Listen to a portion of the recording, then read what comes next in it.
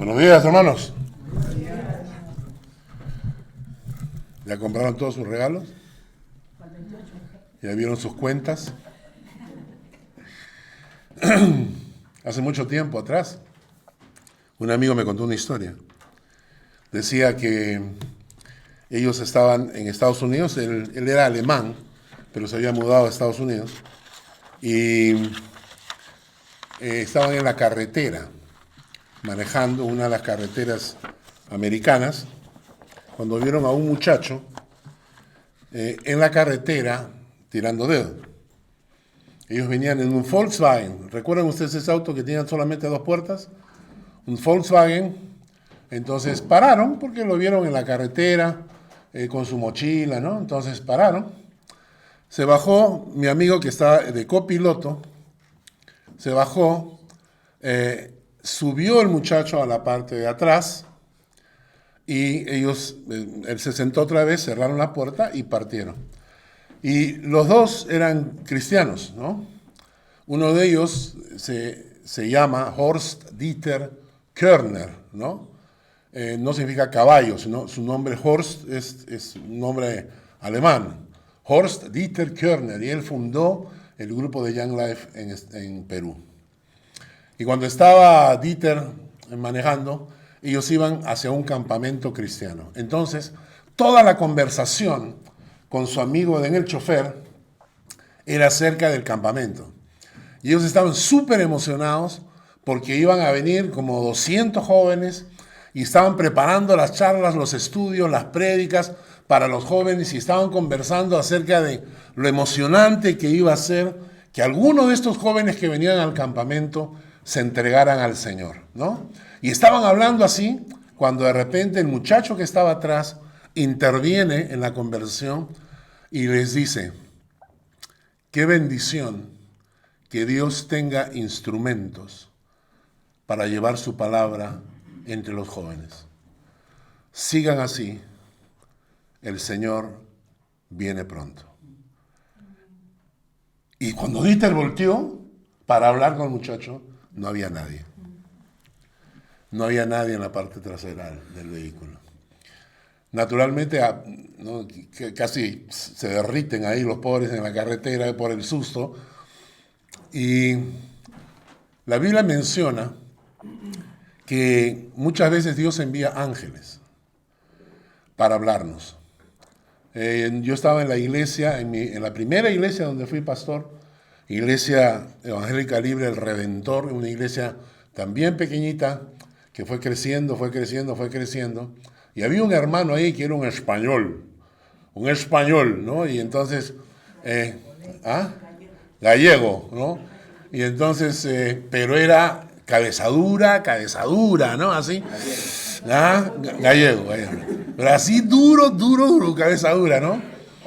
Y entonces, él venía a la iglesia, recuerdo. Yo era jovencito, yo fui pastor a los 24 años. A los 24 años era pastor de la iglesia. Y la asociación de iglesias lo mandó a él con su esposa para chequear, ¿no? Porque ese jovencito, a ver qué hace, qué dice, cómo hace, ¿no?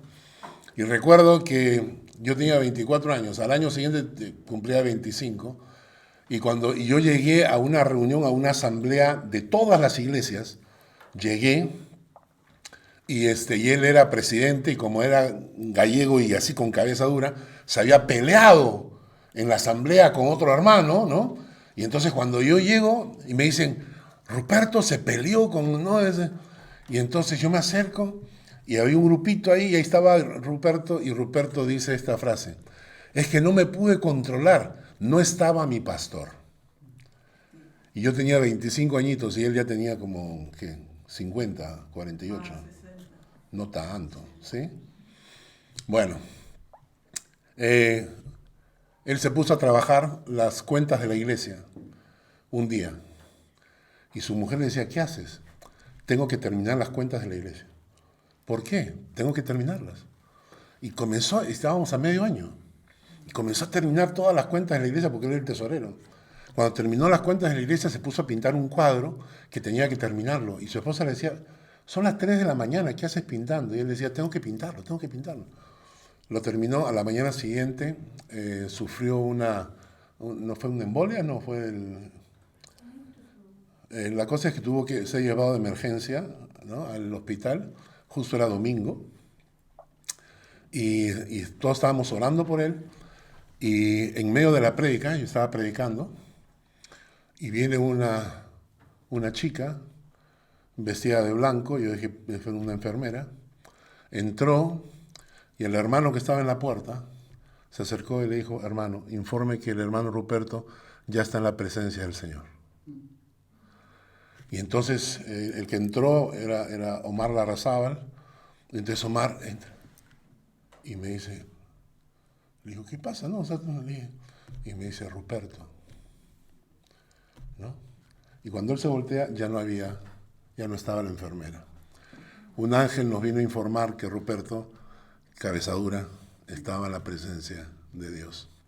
Y a veces los ángeles son utilizados por Dios como mensajeros. El nacimiento de Jesús tuvo una hiperactividad angelical. Es decir, los ángeles paseaban por ahí por todos lados, ¿no es cierto? Y quiero que me acompañen porque vamos a ver que esto justamente demuestra que Jesús era el Mesías.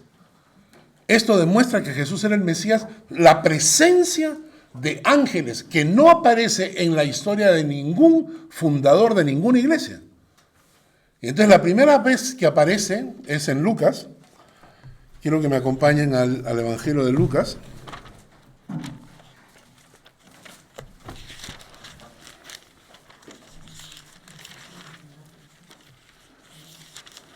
En el capítulo 1,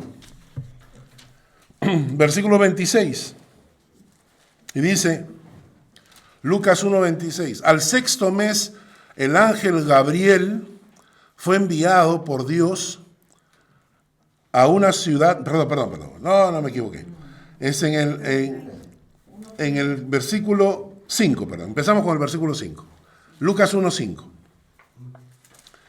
Hubo en los días de Herodes, rey de Judea, un sacerdote llamado Zacarías de la clase de Abías, su mujer era de las hijas de Aarón y se llamaba Elizabeth, Elisheva en hebreo. Ambos eran justos delante de Dios y andaban irreprensibles en todos los mandamientos y ordenanzas del Señor. Pero no tenían hijo porque Elizabeth era estéril y ambos eran ya de edad avanzada. Aconteció que ejerciendo Zacarías el sacerdocio delante de Dios según el orden de su clase, conforme a la costumbre del sacerdocio, le tocó en suerte ofrecer el incienso entrando en el santuario del Señor. Y el versículo 11 dice, y se le apareció un ángel del Señor puesto en pie a la derecha del altar del incienso y le anuncia el nacimiento de Juan el Bautista. ¿Ya? Le anuncia el nacimiento de Juan el Bautista. Ellos son los papás de Juan el Bautista, ¿no? Aunque eran viejos los dos, tanto él como su esposa, y además la esposa era estéril, el ángel le dice que va a salir embarazada y entonces Zacarías dice, ¿cómo es? ¿Qué pasa? ¿No? O sea, no, entonces ahí ves el poder de Dios obrando. Pero yo quiero que ustedes noten lo siguiente.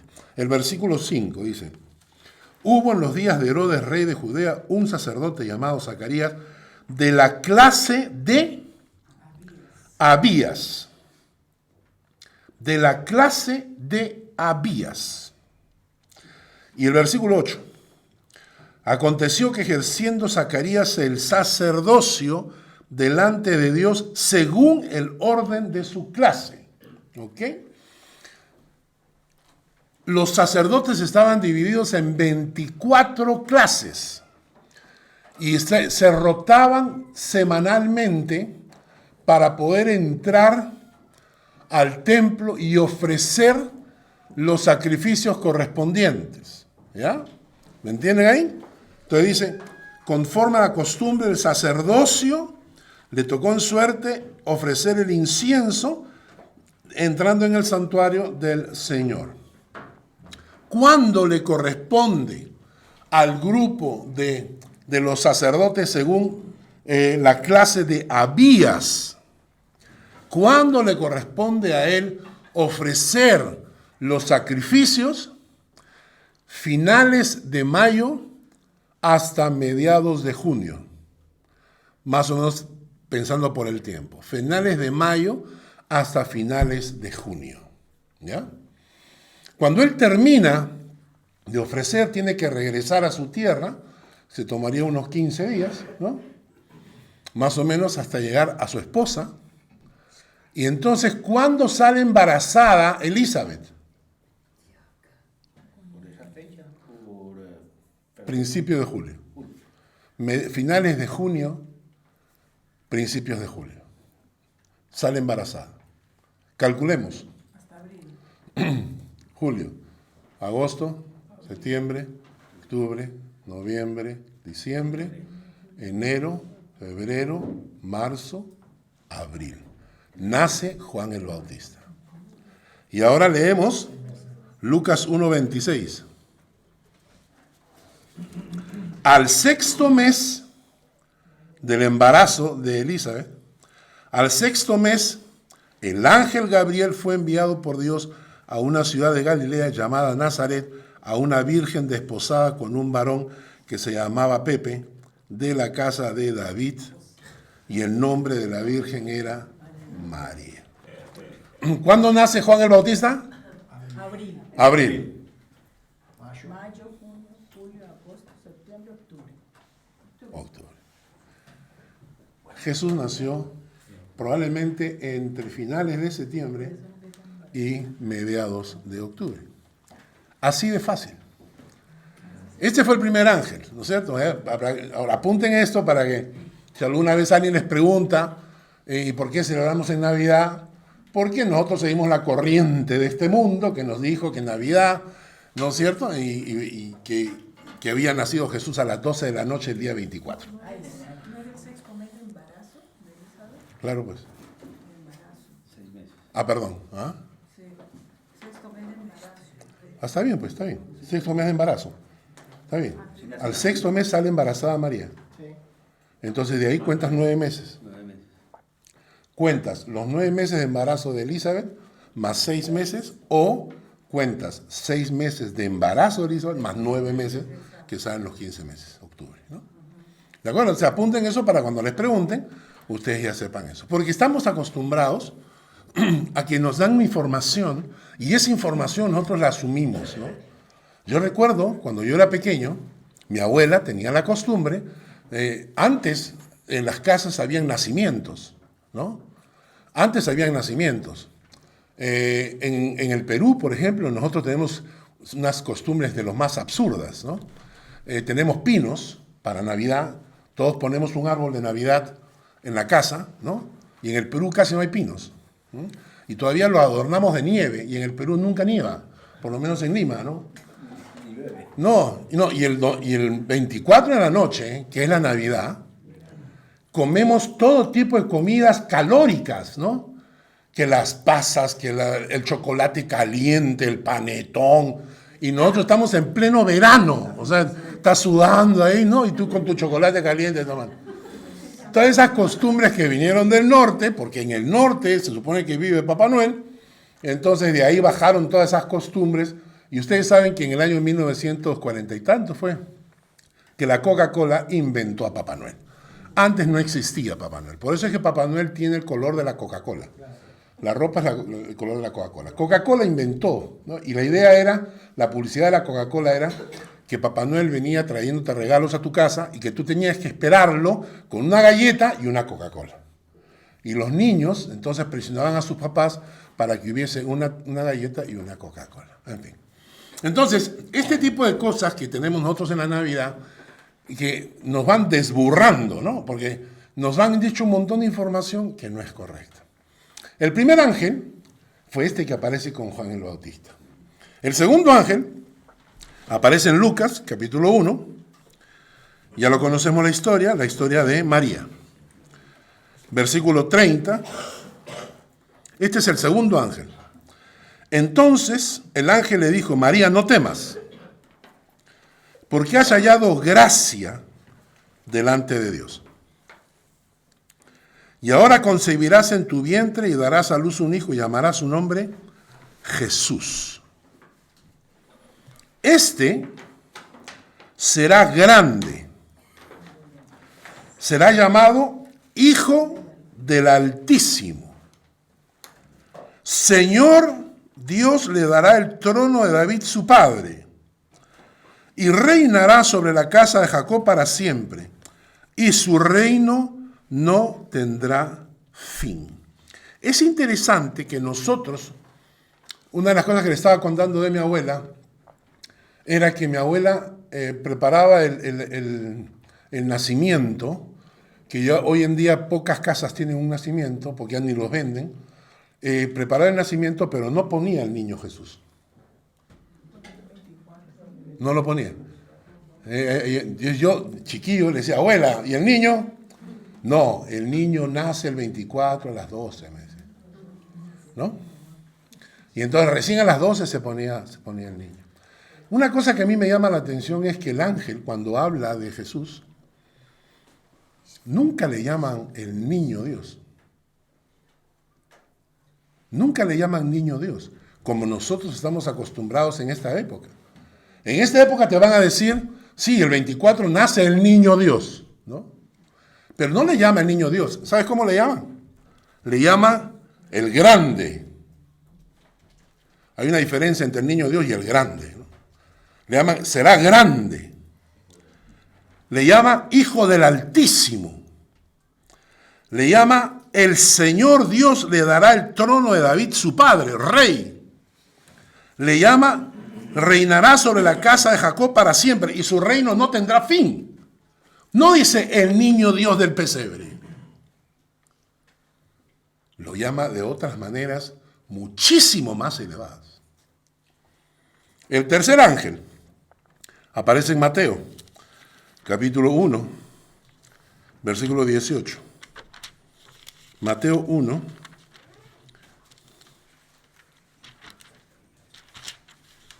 el tercer ángel se le aparece a a José, conocido en el pueblo como Pepe.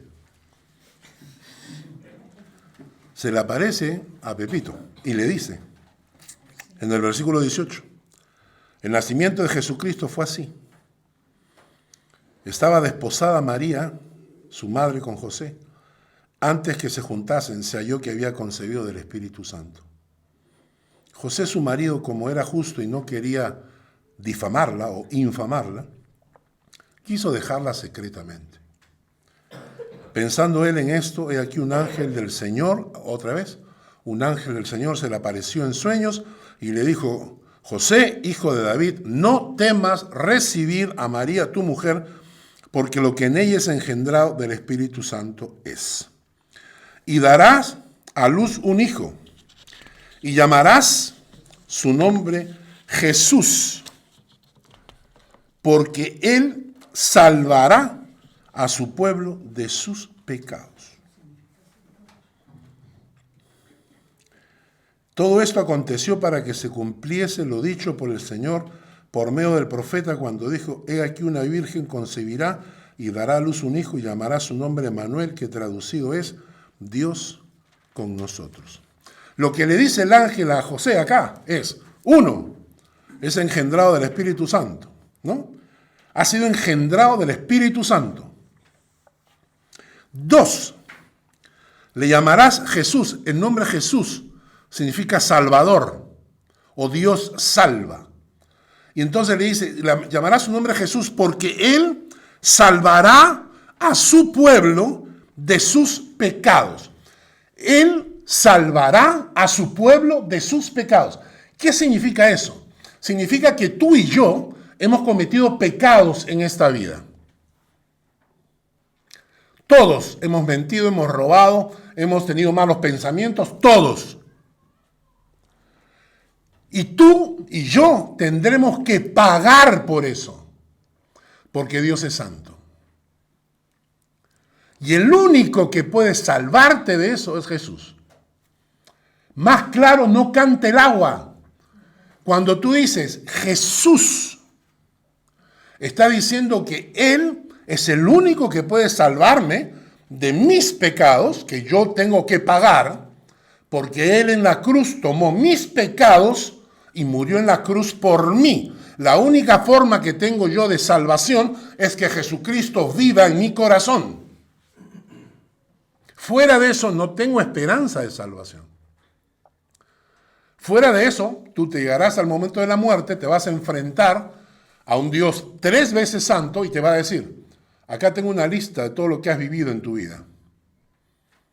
Paga por ello. Porque nadie que sea pecador entrará ante la presencia de un Dios santo. Y la única alternativa que tú tienes en ese momento que te van a enfrentar con tus pecados es que tú digas, Jesús pagó por mis pecados.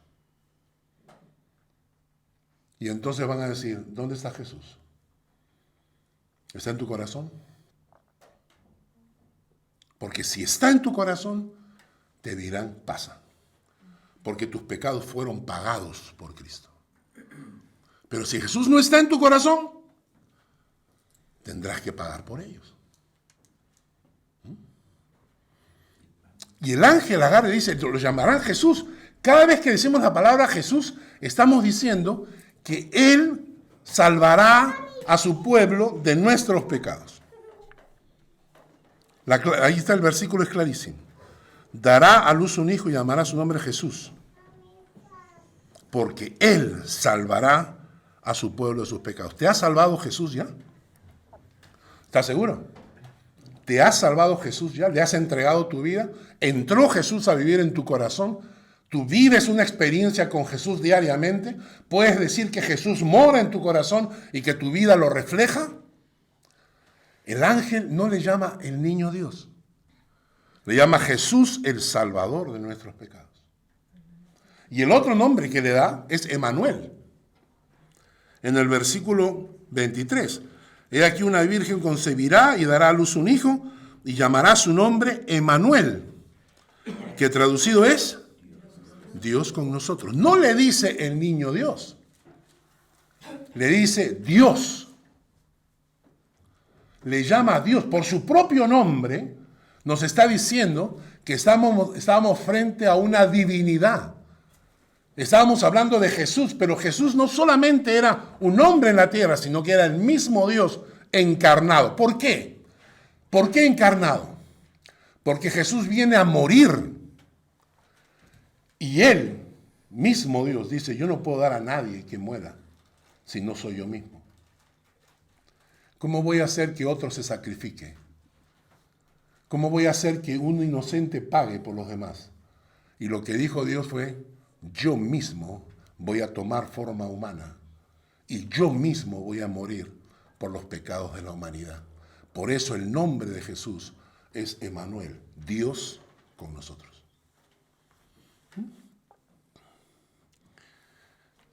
El cuarto ángel, Lucas capítulo 2. Lucas capítulo 2.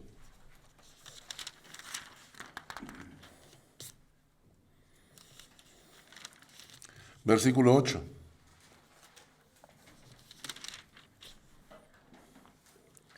Habían pastores en la misma región que velaban y guardaban las vigilias de la noche sobre su rebaño. Claro, está en octubre. Si fuera diciembre se congelaban. Era octubre, era época de primavera para allá. Y aquí se les presentó un ángel del Señor. Y la gloria del Señor los rodeó de resplandor. Y tuvieron gran temor, yo también tendría, si se te aparece un ángel. Pero el ángel le dijo, no teman, porque he aquí os doy nuevas de gran gozo, que será para todo el pueblo, que os ha nacido hoy, en la ciudad de David, un Salvador, que es Cristo el Señor. Este ángel tampoco le llama al niñito Jesús. Este no le llama al niñito Jesús. Este ángel le llama Salvador, que ya lo hemos visto. Os ha nacido un Salvador. Le llama el Cristo, que es Christus, que en hebreo es Mesaya o Mesías, y en griego es Christus. La palabra Jesucristo, ¿no?, es el Mesías Salvador. La gente dice, cuando digo Cristo, cuando digo Mesías es diferente. No, es lo mismo. El Cristo es una palabra griega y el Mesías es la palabra hebrea. Está diciendo que el Mesías, enviado por Dios desde antes anunciado y profetizado, había llegado. Entonces Jesús es el Cristo, Jesús es el Salvador, y la tercera cosa es interesante. El ángel le dice, el Señor. ¿Sabes por qué? Porque el que no tiene a Jesús como Señor, tampoco lo tiene como Salvador. Porque las dos van juntas. El Mesías que viene a la tierra a salvarnos, al mismo tiempo que te salva de tus pecados, se convierte en tu Señor. Y tú lo reconoces como tal. Por eso cuando alguna persona dice, yo soy cristiana, yo iba a la iglesia, yo escuché mensaje, yo una vez oré, no me sirve.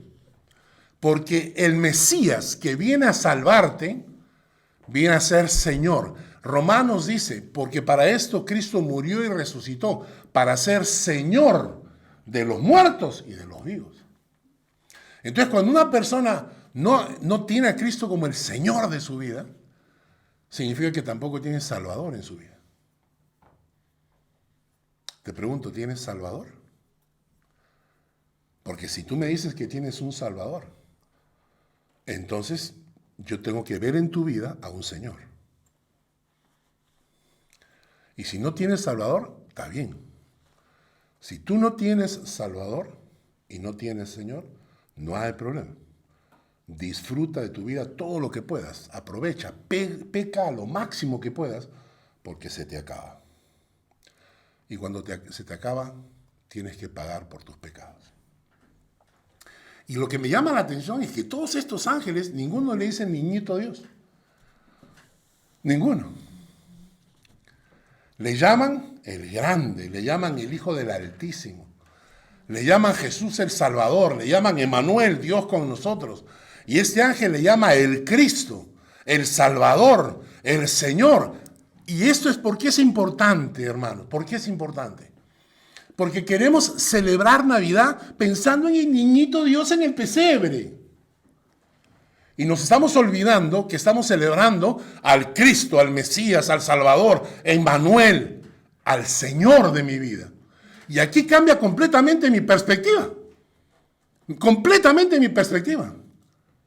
Por eso es que en Navidad, porque van a venir las fiestas navideñas, y va a ser una borrachera en muchas casas, una juerga y el baile y la comilona y todo lo demás, y no van a honrar a Jesús. No van a honrar a Jesús. Y la gente que celebra Navidad de esa manera no está honrando a Jesús, ni está celebrando el nacimiento del Mesías. Esa gente está honrando al diablo o cualquier otra cosa. Pero si vamos a honrar a Jesús, tenemos que tener la perspectiva correcta. En mi casa se honra a Jesús. Cantamos canciones para Jesús, oramos como familia, porque es el día de Él. Sí, preparamos comida, preparamos regalos, todo lo que tú quieras. No tenemos por qué dejarlo de lado, pero lo importante es tener el concepto de quién es el que está naciendo. Y que de nuestra cabeza salga esa imagen del niñito Jesús en el pesebre, para que entendamos que estamos hablando de Dios con nosotros. Estamos hablando del Salvador de mi vida. ¿Cómo puedo agradecerle a Dios por haberme salvado? El otro día, ayer estábamos en la casa de Hugo, nos colamos en su casa, no habíamos almorzado y nos clavamos ahí en su casa para almorzar. A las 5 de la tarde. 5 de la tarde. A las 6. ¿Cómo se llama? ¿Un entero? Uf, recomendable. Uf, buenísimo. Pero la cosa es que paso por ahí, por el baño, que lo han remodelado, y le han puesto el interruptor de luz afuera. Entonces yo veo el interruptor, prendo y se prende la luz del baño. Entonces yo entro al baño, pero cuando salgo, mi mente ya estaba trabajando, ¿no? Yo decía, ese interruptor es peligrosísimo. Si yo paso y veo a alguien que está en el baño, mi mano lucha por no apretar el botoncito ese, ¿no? Y tú estás adentro del baño y ¿qué haces? ¿No? Te apagan la luz. A oscuras, ¿qué tiene? No, imagínate, ¿no? Y yo, ayer, en la noche que estaba pensando, me estaba riendo solito. Y yo decía, que tienes esa maldad. ¿A quién se le ocurre que le vas a apretar la luz al que está en el baño? ¿A quién se le ocurre, no? Y comencé a acordarme de todas las cosas que he hecho. Ahora las hago de broma, las hago de chiste. Algunas son bromas sencillas, simples, ¿no? Yo no sé por qué la gente se ríe tanto, pero antes de ser creyente, yo le decía, Señor, ¿cómo no agradecerte por haberme salvado? ¿Cómo no agradecerte por haberme salvado? Una cosa más, para poder celebrar Navidad hay que entender, quiero que me acompañen a un texto en Hebreos.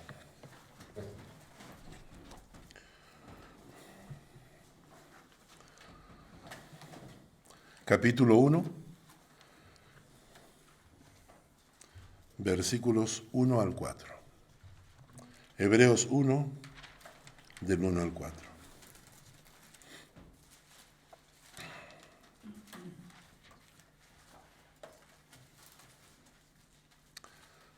Antes de leer el pasaje, cuando termine la prédica, voy a invitarles a las personas que no están seguros de que Jesús sea su Salvador y de que Jesús sea su Señor, voy a invitarles a entregarle su vida al Señor el día de hoy. Si alguno de ustedes tiene esta duda, si Jesús es su Salvador, al final de la prédica voy a invitarles a, justamente en Navidad, entregarle su vida al Señor, como hicieron los Reyes Magos, que no fueron ni reyes ni magos, pero que entreguen su vida como una ofrenda delante de Dios. Vamos a leer Hebreos. Capítulo 1, versículo 1 dice, Dios, habiendo hablado muchas veces y de muchas maneras en otro tiempo a los padres por los profetas, en estos postreros días nos ha hablado por el Hijo, a quien constituyó heredero de todo, y por quien asimismo hizo el universo, y el cual, siendo el resplandor de su gloria y la imagen misma de su sustancia, y quien sustenta todas las cosas con la palabra de su poder, habiendo efectuado la purificación de nuestros pecados por medio de sí mismo, se sentó a la diestra de la majestad en las alturas, hecho tanto superior a los ángeles, cuanto heredó más excelente nombre que ellos. Este pasaje, en primer lugar, nos habla de la revelación progresiva. Dios se fue revelando a través de la historia. Y primero se reveló personalmente, como lo hizo con Abraham, por ejemplo, ¿no? Pero luego utilizó a los profetas para revelarse. Y poco a poco la revelación fue dándose progresivamente. Al principio, cuando leemos pasajes del Antiguo Testamento, decimos, ¿cómo es posible que esto haya pasado? Ellos no tenían una Biblia como nosotros. La revelación de Dios fue poco a poco revelándose hasta llegar a la máxima revelación, que fue Jesucristo. Jesucristo es la máxima revelación. El pasaje dice, Dios habiendo hablado muchas veces y de muchas maneras en otro tiempo a los padres por los profetas, en estos postreros días nos ha hablado por el Hijo. Y luego describe la magnificencia del Hijo. ¿Por qué es esto importante? Porque hoy en día han salido estafadores, que se llaman apóstoles, profetas, pastores. Han salido estafadores, mentirosos, ladrones, que se han metido en la iglesia evangélica en el mundo para decir que ellos tienen más revelación o nueva revelación. Y estos que dicen que tienen nueva revelación, lo único que hacen es inventar herejías para sacarle dinero a la gente. Así que cuidado, cuando alguien diga que todavía hay revelación, te está diciendo que ellos valen más que Jesucristo, que es la máxima expresión de la revelación divina. ¿Ok? Y acuérdense que las iglesias, especialmente en Estados Unidos, están saturadas de estos mentirosos, ¿eh? Así que cuidado. Jesucristo es la máxima revelación de Dios. Él vino a revelarnos todo lo que no sabíamos del cielo. Todo lo que no sabíamos del cielo. ¿Por qué? La gente no tenía acceso a Dios. Entonces han inventado religiones y un montón de filosofías y pensamientos. Y Jesús tuvo que venir y decir, no, así no es. ¿Sabes cómo es el cielo? Así es. Por eso el que conoce la palabra, conoce la verdad en el cielo. ¿Te das cuenta? Entonces Jesucristo es la máxima revelación. Luego dice que Jesús es el heredero de todo. En estos postreros días nos ha hablado por el Hijo, a quien constituyó heredero de todo. Dios ha constituido heredero de todo el universo a su Hijo. A ese que tú quieres celebrar en estos días. Él es el heredero de todo. ¿Y sabes lo maravilloso que dice la Biblia? Nosotros somos coherederos con Cristo. ¿Tienes a Cristo en tu corazón? ¿Eres coheredero con Cristo? Y luego dice, y por quien asimismo hizo el universo. Jesucristo, por medio de Jesucristo se hizo el universo. Luego dice, Él es el resplandor de su gloria. Él es la imagen misma de su sustancia. Y Jesucristo es quien sustenta todas las cosas con la palabra de su poder. Y luego dice, habiendo efectuado la purificación de nuestros pecados por medio de... Es decir, ¿cómo purificó tu alma de tus pecados? Por medio de sí mismo. ¿Te ha purificado Jesús ya? ¿Su sangre te ha limpiado de tus pecados?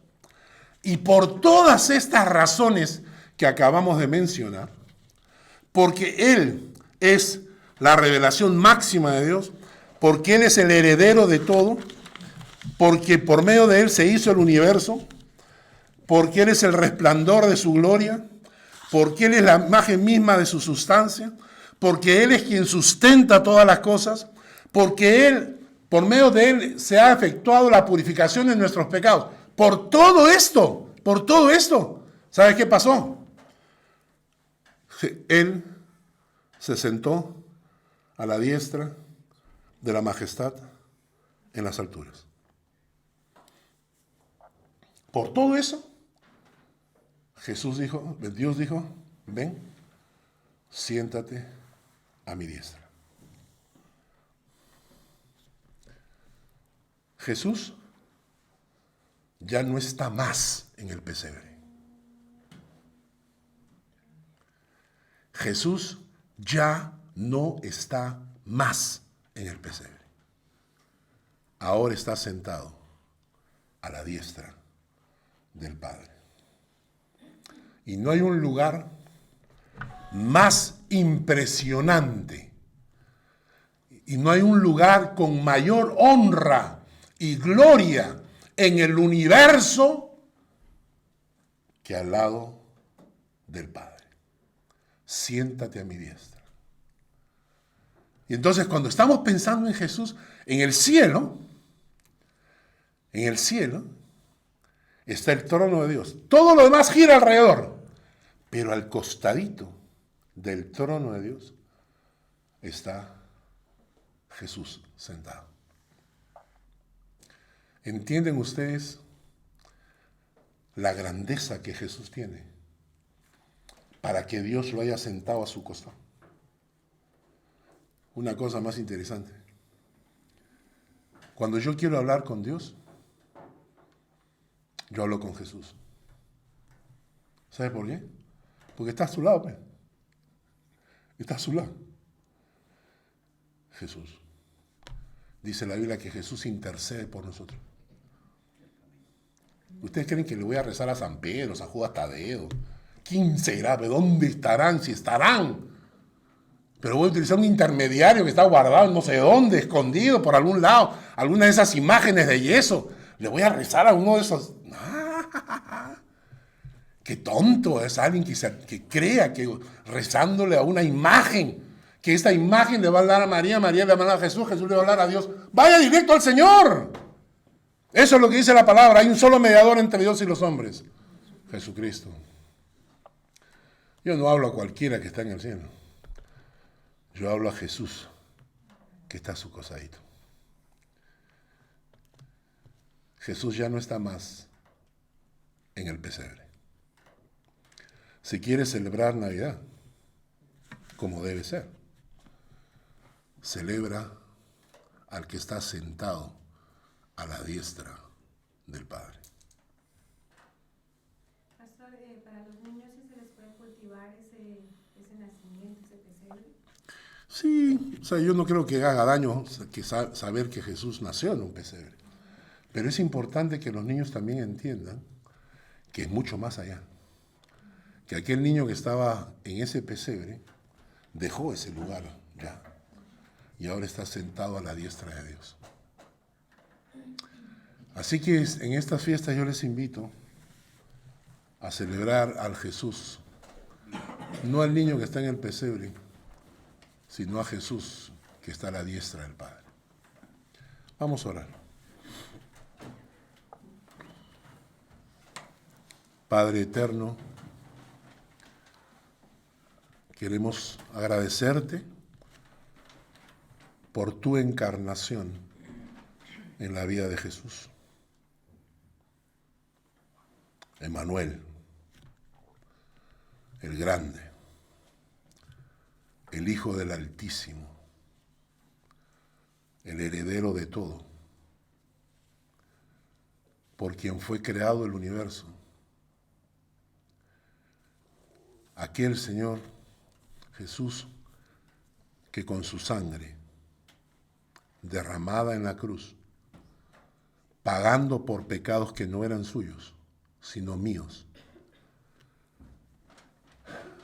pudo limpiarme, perdonarme, darme vida nueva. Por eso, Jesús, te damos gracias, porque naciste para morir por nosotros.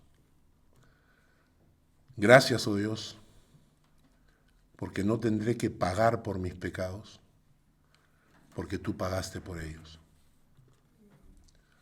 Pero al mismo tiempo, Señor, queremos darte el lugar que te corresponde, el lugar del Cristo, el Salvador y sobre todo el Señor de mi vida. Padre, nuestros pecados están delante de ti. Tú los conoces mejor que nadie. Y solo tu obra en la cruz puede limpiarnos por ellos. Gracias, oh Señor. Sigan orando. Sigan orando. Voy a hacer una oración para aquellas personas que digan, yo no estoy seguro de que Jesús sea mi Salvador y quiero entregarle mi vida. Quiero entregarle mi vida, pedirle perdón por mis pecados, pedirle que me limpie con su sangre y que entre en mi corazón y ocupe el lugar de Señor. Así que voy a orar en este momento y las personas que quieran hacer esta oración, ahí donde están, repítanla conmigo en sus corazones, en voz baja. Padre, te entrego mi corazón, te pido perdón por mis pecados. He vivido de espaldas a ti todo este tiempo. Te necesito. Toma mi alma. Toma mi vida. Rindo mi vida a tus pies porque no quiero tener que pagar por mis pecados, sino que quiero que tú me perdones y me limpies. Tómame, Señor, en tus manos. Gracias, oh Dios, porque escuchas mi oración. Recibe mi corazón. en el nombre de Jesús. Amén. Si alguno de ustedes ha hecho esta oración por primera vez en su vida, yo les recomiendo que si tiene una Biblia, marque en esa Biblia esta fecha. Si tiene un papelito, un teléfono, marque esta fecha. Porque después con los años usted va a recordar el día en que Jesús entró en su corazón. Jesús entró en mi corazón el 1 de mayo de 1974. Y recuerdo que me dijeron eso. Marca esto en tu Biblia para que te acuerdes de Él. Que Dios les bendiga. Feliz Navidad.